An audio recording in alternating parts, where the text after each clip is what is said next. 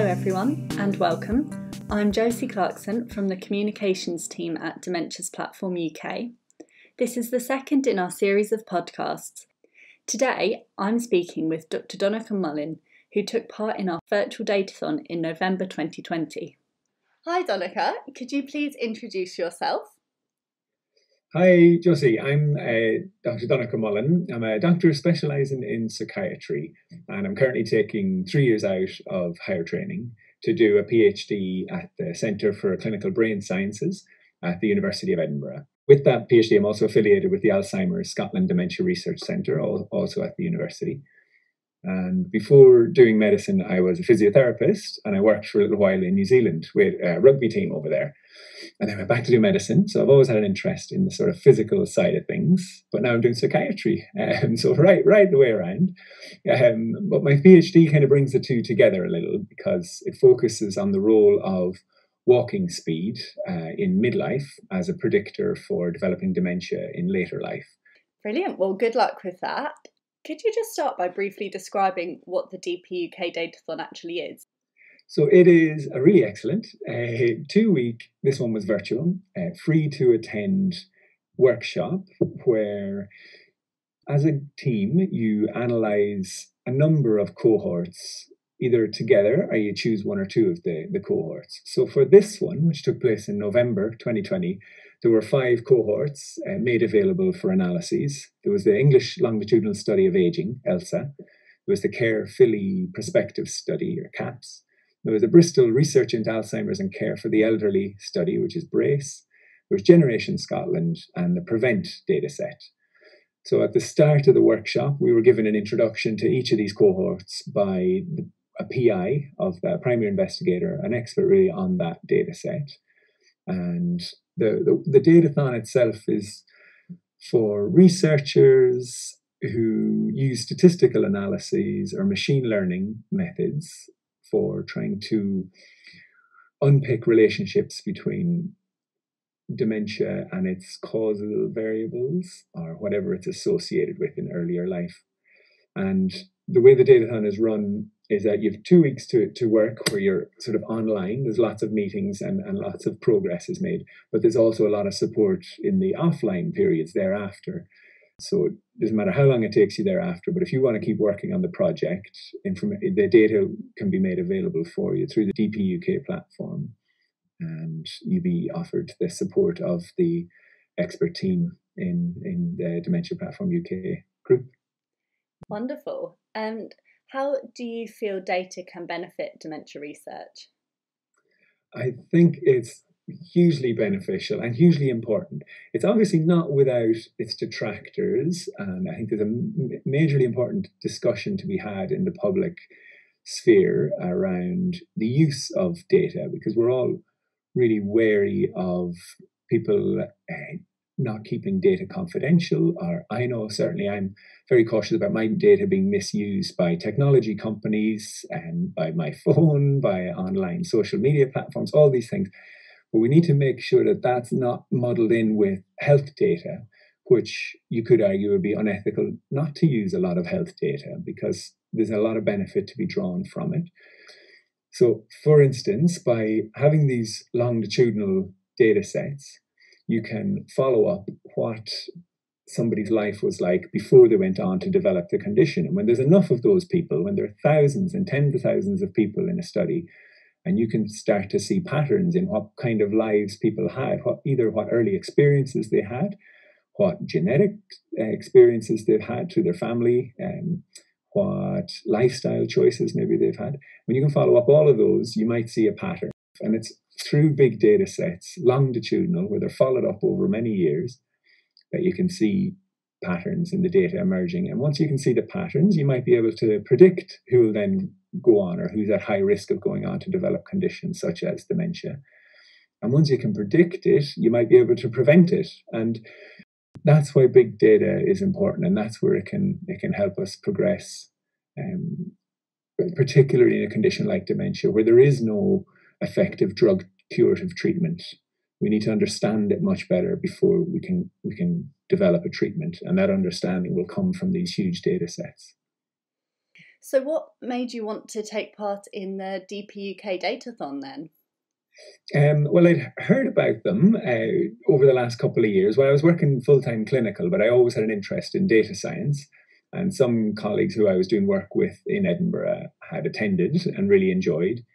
And I really like the idea of the platform where it makes all these data sets that are already in existence, it just makes them easier to access. And anything for me in life that doesn't reinvent the wheel but just makes things work better is something I'm always for. So I'm kind of a big fan of the concept.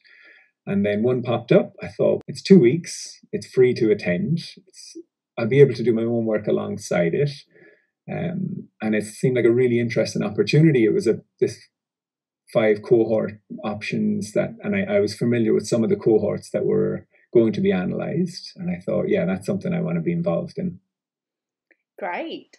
So what did your team work on?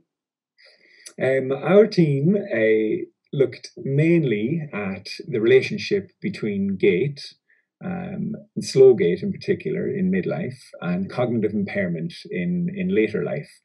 And we focused on the English longitudinal study of aging cohort. That's ELSA. We used a multimodal approach, so different statistical modelling methods were applied to the data that we had.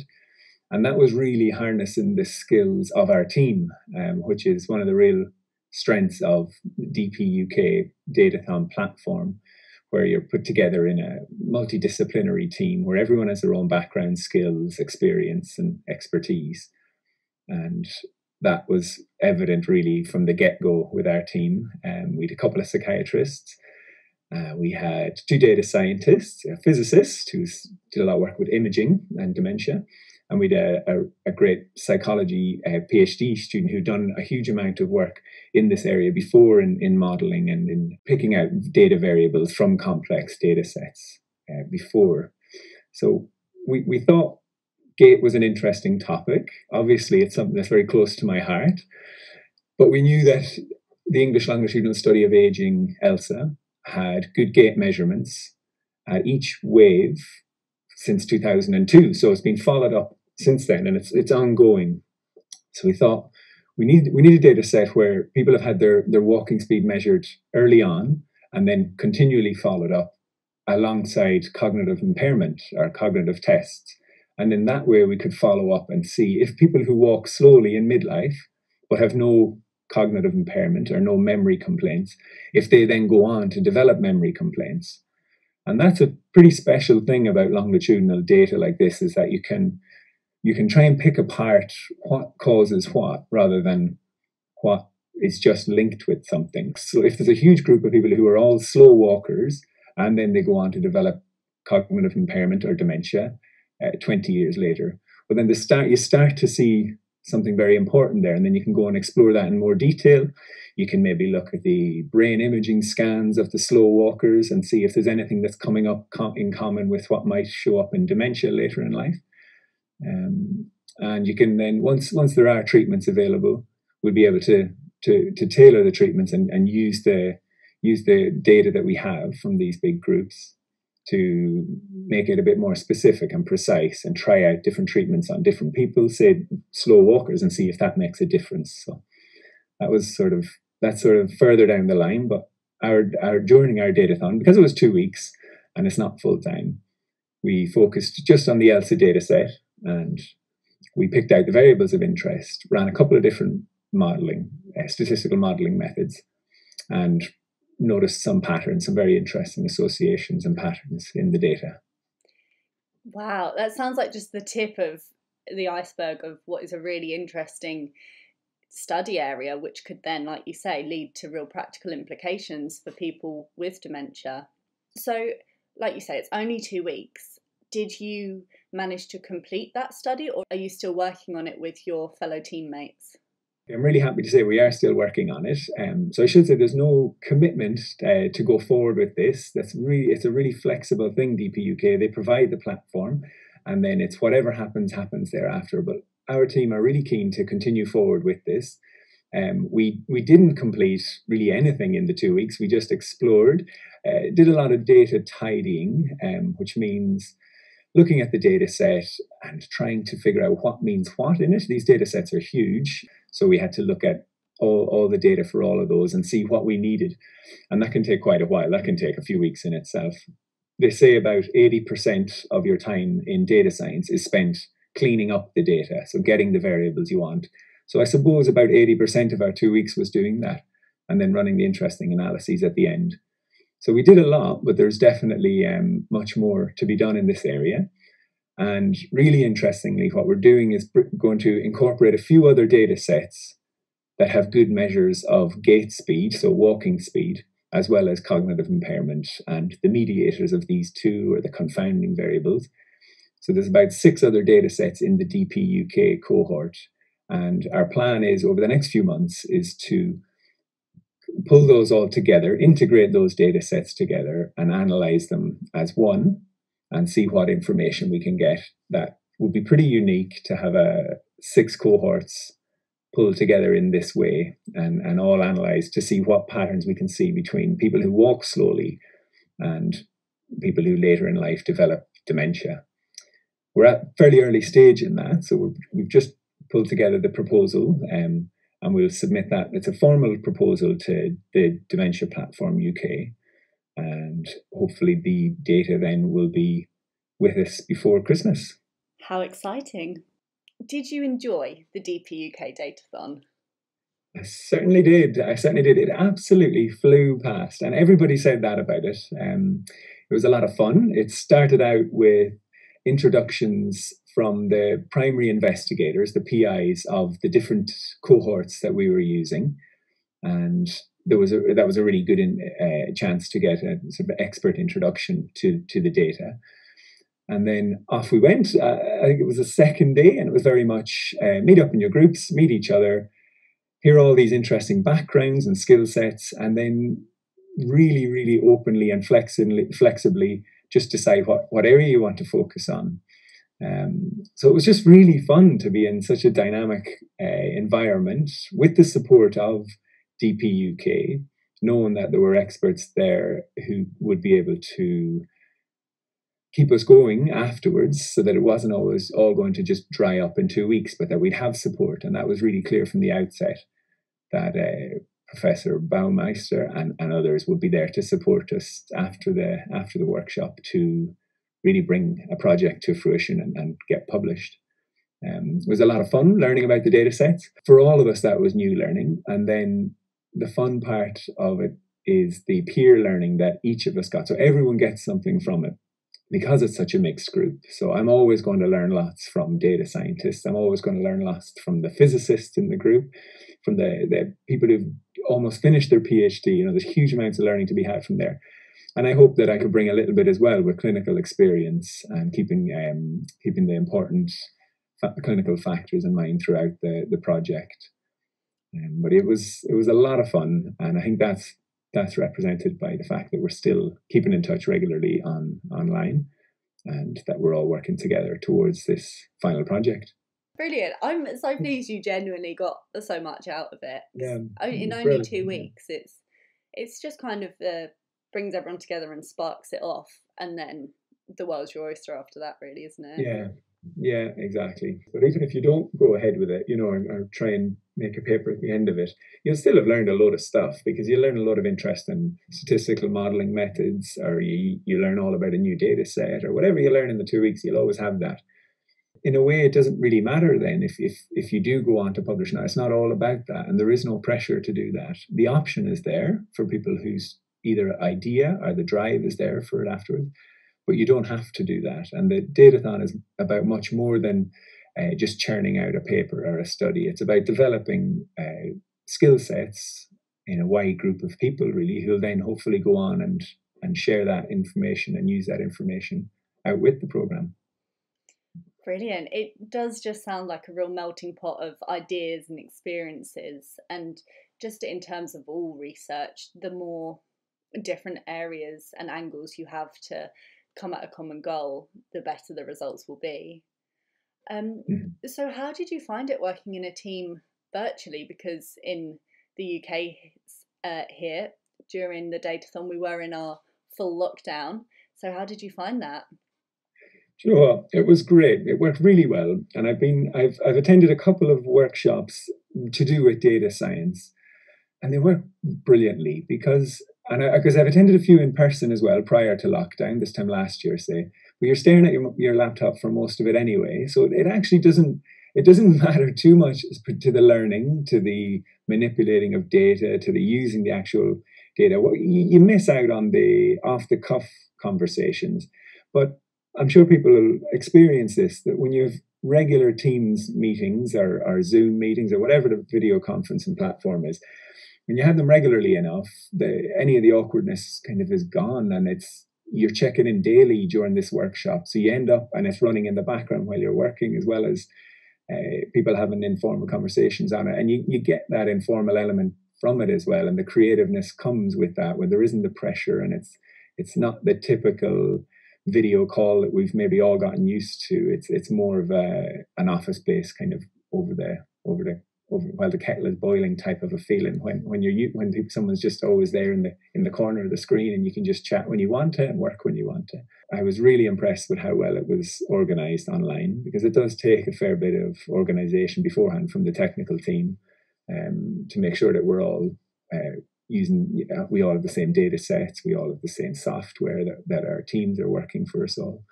So I think that was really well done, and there was a load of technical support on hand at any stage during it, whenever we needed it. That was really helpful. And I'm hoping I know the answer to this question, but would you recommend taking part in a DPUK Datathon to other people? I certainly would. I couldn't recommend it highly enough, particularly if dementia is your thing, if using big data is your thing. And if you have enthusiasm, you'll get a lot out of it, because it's so open and flexible that there's endless amounts of really interesting avenues you could go down. So if you approach it with an open mind and energy, you will get to somewhere very exciting by harnessing the strengths and skills of your whole team. So I couldn't really recommend it high enough. I can't think of many disadvantages to it whatsoever. So what advice would you give to someone who is considering signing up for the next datathon? I would say go for it. I would say don't let your worries about what you'll bring to things hold you back. I had a little bit of a feeling of, well, I've only a few months worth of data science behind me. I've done some statistical modeling, but not a huge amount. Will I be a burden rather than a bonus to the team? But I emailed around a couple of people who I knew had attended, and they said, just go for it. You're going to be bringing your skill set. And then when I was accepted on the place, I actually emailed, I can't remember whoever was helping us organize at that stage, I emailed to say, are you sure that you want me there? Because I thought, where will my skills have been? They said, no, we've obviously thought about that. You will have the clinical background, you will have the other skills that you mentioned, the application form. We'll put you together in teams where that's complementary. So that's the whole thing, is that you will bring something, and you'll be put together with somebody who has strengths that you don't, maybe, and weaknesses that you don't. So don't let that hold you back. Think about ideas beforehand is probably my second point. So it's very flexible and open, but that can mean that for your first few sessions, I could see, it didn't happen for us luckily, but I could see why, if you're just meeting people, none of you really know each other, it could take quite a while to actually get to an idea if you haven't put in a bit of thought beforehand, or did a little bit of reading about what might be an interesting question to ask of the data at the data set, at the datathon. And I guess the third point goes hand in hand with that, is once you're accepted on the place for the datathon, you'll be told what the data sets will be. And all the data sets have information online, some more than others, but they'll have a website usually, or there'll be a profile article published about the data set. Read it, ask yourself, what could I make of this data set? Because some of us knew a couple of the variables that would be of interest in a few of the data sets that we were using, and that sped the process up a lot, because we weren't thinking, oh, wouldn't that be a great question, and then thinking about that for a long time, and then figuring out actually that those variables, those measurements aren't in the particular data sets we're using. So that would be my third tip, really, about what you should consider before attending a DPUK Datathon. Thank you so much for talking to me today, Donncha, and I'm glad you enjoyed the datathon so much. Yeah, pleasure. And it was great. Thank you. And if you'd like to take part in our next datathon, which will be happening virtually again in March 2021, then head to the DPUK website or follow our socials on @DementiasUK, where we will be putting lots of updates about the upcoming datathon. Thank you and bye-bye.